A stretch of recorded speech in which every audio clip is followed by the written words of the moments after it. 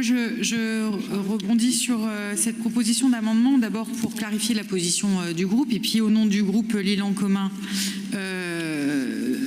remercier Sébastien Duhem pour le travail qui est le sien, et puis le souffle qu'il a donné à la participation citoyenne depuis le début de ce mandat. Je pense bien sûr à l'ampleur nouvelle du budget participatif, à la consultation, mais je pense aussi à la vie des conseils de quartier et au travail qu'il a mené en les associant à la réflexion sur les modalités de l'exercice de leur mandat depuis le début de ce mandat municipal.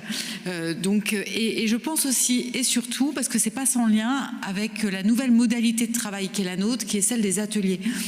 On a parlé tout à l'heure de la prévention de la délinquance et des nombreuses réunions que nous menons sur les questions de sécurité avec les habitants. Être élu d'un quartier et être conseiller de quartier, c'est être sans cesse dehors, en situation de rencontre et de travail, avec des modalités qui sont d'ailleurs absolument pas définies là.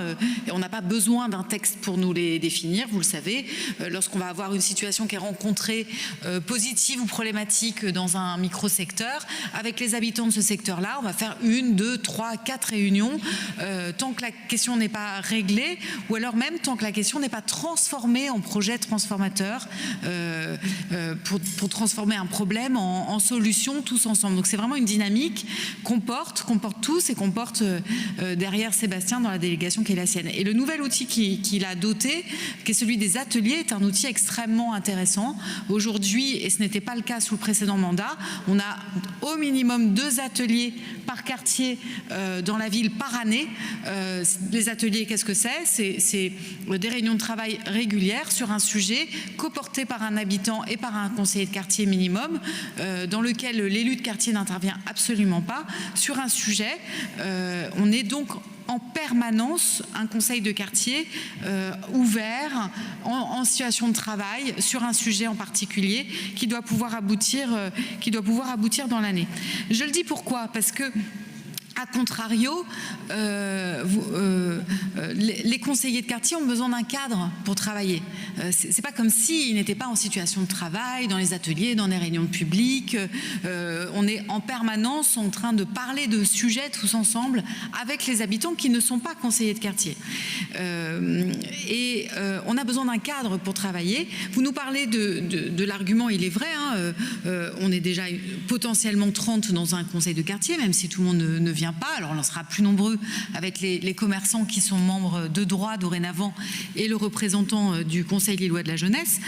Avoir des salles de taille conséquente pour pouvoir se réunir et travailler, y compris dans des modalités de co-construction, car je l'ai montré sur le PEG, c'est pas parce que ce n'est pas écrit que ça ne se fait pas dans les conseils de quartier. Donc avoir des salles conséquentes, certes, mais c'est pas le sujet. Le sujet, c'est les conseillers de quartier eux-mêmes qui nous l'ont dit dans la concertation qu'on a faite avec eux sur les modalités de travail.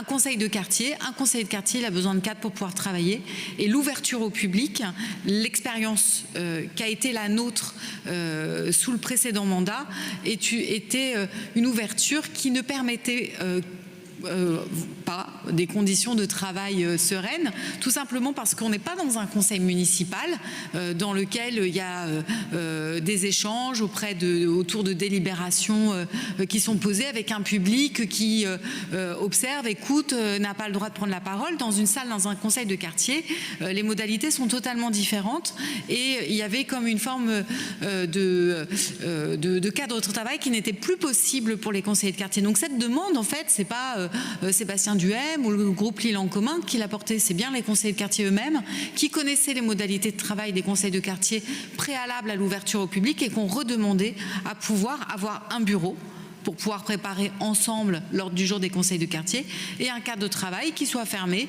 respectueux de chacun, qui n'est absolument pas opaque. Il ne faut pas partir dans la paranoïa, puisque je rappelle que les conseils de quartier ont des ordres du jour qui sont publics et ont par ailleurs des comptes rendus également, et qu'encore une fois, tout ce monde-là est de toute façon en permanence dans le mois, en situation de travail, de rencontre, de portage de projets, pour essayer de transformer ensemble, avec les habitants mobilisés au travers du conseil de quartier et les autres habitants, le quartier qui est le leur.